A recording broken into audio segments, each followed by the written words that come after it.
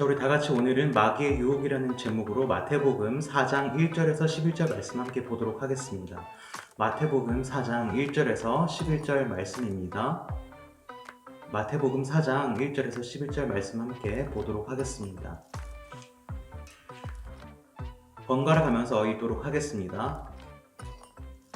시작. 그때 예수께서 성령에게 이끌려 마귀에게 시험을 받으러 광야로 가사 40일을 밤낮으로 금식하신 후에 줄이신지라. 시험하는 자가 예수께 나와서 이르되 내가 만일 하나님의 아들이거든 명하여 이 돌들로 떡덩이가 되게 하라.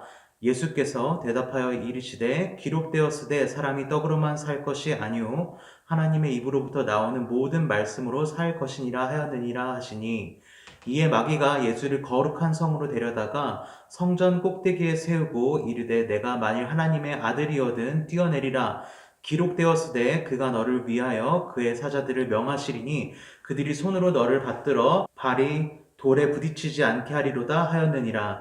예수께서 이르시되 또 기록되었으되 주 너의 하나님을 시험하지 말라 하였느니라 하시니, 마귀가 또 그를 데리고 지극히 높은 산으로 가서 천하 만국과 그 영광을 보여 이르되 만일 내게 엎드려 경배하면 이 모든 것을 내게 주리라. 이에 예수께서 말씀하시되 사탄아 물러가라. 기록되었으되 주 너의 하나님께 경배하고 다만 그를 섬기라 하였느니라. 이에 마귀는 예수를 떠나고 천사들이 나와서 수종드니라. 아멘. 오늘 말씀에 보면 예수님께서 마귀에게 시험을 받았다고 나옵니다. 여기서 나오는 시험이라는 단어는 우리가 학교에서 보는 시험, 즉 우리의 실력을 평가하는 시험을 뜻하기도 하지만 죄를 짓도록 유혹하는 그런 뜻으로 사용되기도 합니다. 그리고 같은 단어가 3절에서 마귀를 부르는 이름으로 사용되는데요. 시험하는 자, 즉 유혹하는 자라는 이름으로 사용됩니다. 이름이 그렇게 붙여질 정도면 유혹하는 실력이 장난이 아닐 거예요. 아마 우리가 마귀에게 유혹을 당한다면 순식간에 넘어가고 말지도 모릅니다. 여러분은 어떤가요? 만약에 마귀가 와서 여러분을 유혹한다면 여러분은 그 유혹을 떨쳐낼 수 있나요? 아니면 유혹에 빠져버릴 것 같나요? 오늘 본문 1절에 보니까 예수님께서 마귀에게 시험을 받으러 광야에 가셨다고 나옵니다. 이 말씀은 예수님께서 긴장이 풀어지고 방심을 해서 유혹을 받게 된 게 아닙니다. 예수님께서 원하셔서 시험을 받게 된 것이죠. 세상에 유혹을 받지 않는 사람은 없습니다. 인간의 역사를 보면 유혹받고 거기에 넘어가는 역사라고 할 수 있죠. 시작부터 그렇습니다. 아담과 하와를 보면은 그때에도 뱀의 유혹에 넘어가게 되죠. 이 유혹이라는 건 말이죠, 우리가 죄를 짓도록 꼬시는 것, 유혹하는 것, 죄 짓는 것이 좋게 들리게 하고 느껴지게 하는 것을 말하는 겁니다. 수많은 사람들이 유혹을 받았고 넘어갔어요. 그런데 오늘 예수님도 유혹을 받았습니다. 그것도 최고로 잘 유혹하는 자로부터 말이죠. 그렇다면 예수님이 어떻게 이겨내셨을까요? 우리도 예수님을 따라서 유혹을 한번 이겨보자 이겁니다. 자, 그렇다면 그 장면을 한번 상상해 보도록 합시다. 예수님께서는 성령에 이끌려 광야로 갔다고 합니다. 이 광야에는 먹을 게 없었을 거예요. 세례 요한이 광야에서 메뚜기를 잡아먹고 석청을 먹었다고 했잖아요. 석청은 꿀의 종류인데 예수님은 어차피 금식을 하셨기 때문에 메뚜기나 꿀마저 드시지 않았습니다. 뜨거운 태양이 내릴 쬐는 광야에서 예수님은 무려 40일 동안 금식을 하신 것이죠. 여러분, 금식이 뭔지 아나요? 금식이라는 것은 정해진 기간 동안 음식을 먹지 않는 것을 얘기를 합니다. 예수님께서는 40일 동안 금식을 하셨는데요. 40일 동안 금식을 하고 나면은 몸에 힘도 없고 움직일 기운도 없다고 합니다. 사실 제대로 된 음식을 먹지도 못한다고 그래요. 왜냐하면은 40일 동안 안 먹다가 먹는 것이기 때문에 갑자기 음식이 속에 들어오면은 위가 놀라기 때문이에요. 하지만 40일 정도가 지나면은 눈앞에 보이는 음식보다 더 큰 유혹은 없을 겁니다. 완전한 인간으로 오신 예수님께서 가장 힘들고 배고프고 지쳤을 때에 마귀는 나옵니다. 그리고 유혹하죠. 그리고 말합니다. 내가 만일 하나님의 아들이었든 명하여 이 돌들로 빵덩이가 되게 하라. 하지만 예수님은 이렇게 대답하시죠. 기록되었으되 사람이 떡으로만 살 것이 아니라 하나님의 입으로부터 나오는 모든 말씀으로 살 것이라 하였느니라. 예수님께서는 이렇게 말씀하시면서 그 유혹을 이겨내십니다. 그러자 이제 마귀가 예수님을 멋지고 아주 거룩한 성으로 데려다가 그 꼭대기에 세우고 유혹을 합니다. 다시 이렇게 말을 합니다. 내가 만에 하나님의 아들이었든 뛰어내리라. 기록되었을 때 그가 너를 위하여 그의 사자들을 명하시리니 그들이 손으로 너를 받들어 발이 돌에 부딪히지 않게 하리로다 하였느니라. 하지만 예수님은 또 물리치시죠. 또 기록되었으되 주 너의 하나님을 시험하지 말라 하였느니라. 마귀가 당황합니다. 꽤나 잘 버티는군. 하지만 이번엔 넘어가고 말걸? 이렇게 생각을 하면서 마귀는 마지막으로 유혹을 합니다. 이번에는 지극히 높은 산으로 가서 천하의 여러 나라들과 그 영광을 보여줍니다. 그리고 말을 하죠. 만일 내게 엎드려 경배하면 이 모든 것을 내게 주리라. 그러자 예수님께서 이렇게 대답하십니다. 사탄아 물러가라. 기록되었으되 주 너의 하나님께 경배하고 다만 그를 섬기라 하였느니라. 이에 마귀는 예수님을 떠나고 천사들이 나와서 예수님을 수종들었습니다. 여기에서 우리가 잘 보아야 할 것이 세 가지가 있습니다. 첫 번째로 마귀는 아주 좋은 것으로 유혹을 합니다.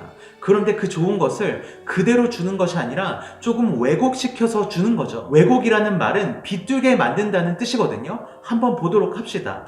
첫 번째 유혹은 돌이 빵이 되게 하는 것이었는데요. 그게 뭐가 나쁜 걸까요? 오히려 좋은 것이죠. 만약 돌이 빵이 되면은 가난하고 배고픈 사람들도 먹을 수 있을 겁니다.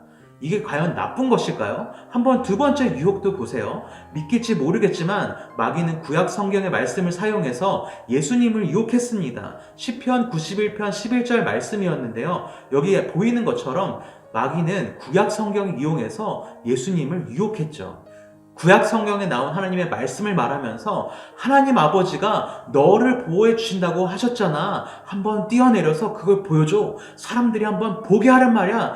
이런 생각을 가지고 마귀는 유혹했습니다. 어떻게 보면 이것도 그리 크게 잘못되어 보이진 않아요. 왜냐하면 온 세상 사람들이 보고 예수님이 정말 하나님의 아들이라는 것을 알게 되지 않았을까요? 한번 세 번째 유혹도 보세요. 조금 그렇기는 하지만 어쨌든 예수님께서 나중에 다시 오실 거기 때문에 이렇게 하나 저렇게 하나 결과가 같으니까 어떻게 보면은 나중에 하는 것보다 지금 빨리 이루는 게 좋아 보이기도 하죠. 하지만 이 좋아 보이는 것들이 모두 왜곡되어져 있다는 거 보이나요? 여기에는 마귀의 숨겨진 목적이 있습니다. 그래서 두 번째는 바로 마귀의 유혹은 목적이 있다는 것입니다. 마귀는 예수님이 하나님의 아들이라는 것을 알고 있었죠. 그리고 마귀의 유혹에는 목적이 있어요. 잘 보세요. 첫 번째 유혹은 사실 예수님이 배고플까봐 먹을 것으로 유혹한 것이 전부가 아닙니다. 목적이 있었어요. 마귀의 유혹의 목적은 바로 하나님의 뜻을 어기는 것입니다. 하나님을 의심하게 하는 것이고 하나님의 말씀을 어기게 하는 것이죠. 하나님의 계획을 어긋나게 하려는 것입니다. 마귀는 이런 생각을 가지고 아마 유혹했을 거예요. 야, 예수야, 네가 정말 하나님의 아들이냐? 하나님이 너를 아들이라고 인정했는데 너 왜 광야에서 굶고 있는 거야? 너 하나님의 아들이라면서 왜 이러고 있어? 너 굶을 필요 없잖아. 하나님 기다릴 필요 있어? 너에게도 능력이 있잖아. 이 돌들 한번 빵으로 만들어봐. 이건 쉬운 거잖아. 넌 위대한 하나님의 아들인데 이런 취급 받을 필요 있겠어? 마귀가 스스로 높아지려고 했던 것처럼 예수님께서 하나님 아버지의 뜻을 어기고 스스로 높이기를 바랬습니다. 그게 마귀의 목적이었어요. 두 번째 유혹도 마찬가지죠. 야, 하나님이 정말 너를 보호하실 것 같아? 한번 시험해봐. 정말 보호하신다면 이렇게 40일 동안 금식하게 하겠어? 의심하게 만들죠. 세 번째도 한번 보세요. 야, 예수야, 어차피 세상을 다스릴 거면 그냥 내가 이루게 해줄게. 나를 경배해. 나를 예배해. 그럼 다 줄게. 하나님 말고 날 선택하란 말이야. 이게 마귀의 목적입니다. 우리가 유혹을 당할 때에도 비슷하죠. 하나님의 응답과 도우심을 기다리지 않게 하고 결국 하나님의 뜻을 어기도록 하는 겁니다. 하나님의 말씀과 마귀의 유혹 중에서 선택하게 만듭니다. 마귀는 하나님의 말씀보다 그 유혹이 더 좋은 것처럼 느껴지게 만들어요. 그럼 마지막으로 우리가 알아야 할 것이 무엇일까요? 예수님께서 유혹을 이겨낼 수 있던 이유입니다. 세 번째로 예수님의 목적은 하나님께 있었다는 겁니다. 예수님의 목적은 하나님 아버지의 뜻을 이루는 것이었어요. 스스로 높여서 자신의 마음대로 세상을 다스리는 왕이 되는 게 아닙니다. 겟세마네 동산에서 아버지의 뜻대로 되기 원합니다 라고 하셨던 것처럼 예수님은 겸손히 하나님 아버지의 뜻과 계획을 기다리셨습니다. 그리고 마귀에게 대답을 할 때 경험이나 인간의 생각대로 대답하지 않으시고 오직 하나님의 말씀으로 대답하셨어요.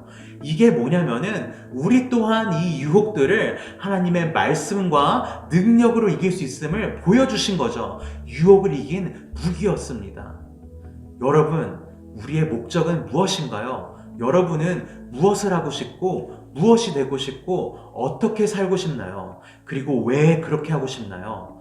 다른 어떤 것이 아니라 예수님을 닮아가는 것이 목적이고 조금 더 예수님처럼 되고 싶고 하나님의 말씀대로 살고 싶어하는 여러분이 되었으면 좋겠습니다. 그래서 하나님의 뜻이 여러분의 삶 가운데 이루어지는 우리 유년부가 되길 바랍니다. 우리는 하나님의 아들, 딸이죠. 예수님의 제자이죠. 예수님의 자매이고 또 형제입니다. 친구에게 욕하고 싶은 유혹이 들 때 사랑의 말을 건넬 수 있고, 내가 가지고 싶은 물건이 눈앞에 보여서 아무도 안 볼 때 슬쩍 가고 싶은 유혹이 있을 때에 정직하게 주인을 찾아주고, 친구들이 다 왕따시킨다고 나도 같이 그래야지 라고 하기보다는 용기 있게 친구에게 다가서서 손을 내밀 수 있는 여러분이 되었으면 좋겠습니다. 어쩌면은 이런 유혹이 있을 수도 있겠죠. 집에서 예배 드리니까 너무 편한 거예요. 그래서 교회 가기 귀찮은데 계속 이렇게 예배 드리면 좋겠다. 하지만 여러분, 히브리서 10장 25절에 기록되었으되 모이기를 패하는 어떤 사람들의 습관과 같이 하지 말고 오직 권하여 그날이 가까움을 볼수록 더욱 그리하자라고 하였습니다. 지금은 특수한 상황이죠. 그러나 우리가 함께 모여 하나님을 예배하는 것은 당연한 것입니다. 함께 모여 드리는 예배가 바로 세워질 때에 가정과 일상생활에서의 예배가 바로 설 수 있거든요. 어쨌든 지금 여러분이 집에서 이런 수많은 유혹들을 이겨가면서 하나님을 예배했으면 좋겠습니다. 이때처럼 더 좋은 기회는 없어요. 여러분의 목적은 무엇인가요? 우리의 목적은 예수님을 닮아가는 것이고 하나님의 말씀에 순종하는 것이며 하나님의 뜻이 이루어지길 소망하며 그것을 향해 나아가는 것입니다. 그리고 이것들을 할 수 있게 해주는 우리의 무기는 바로 하나님의 말씀이고 하나님의 능력을 믿고 의지하는 것입니다. 하나님의 말씀과 능력을 믿고 의지함으로 유혹을 이기는 여러분이 되기를 소망합니다. 우리 다 같이 기도합시다. 하나님 아버지, 오늘 우리가 말씀에서 배웠던 것처럼 우리에게 유혹이 다가올 때에도 하나님의 말씀으로 하나님의 능력을 의지함으로 이겨내기 원합니다. 그래서 우리가 더욱더 예수님을 닮아가고 예수님처럼 되는 우리들이 되기 원하니 우리를 붙들어 주시고 우리를 도와주세요. 지금 이 순간에도 하나님의 말씀을 우리가 더욱더 사랑할 수 있도록 도와주시고 이번 일주일 내내 많은 유혹들을 이겨내서 하나님을 기쁘게 하는 우리 유년부가 될 수 있도록 하나님이 도와주세요. 감사합니다. 예수님의 이름으로 기도합니다. 아멘.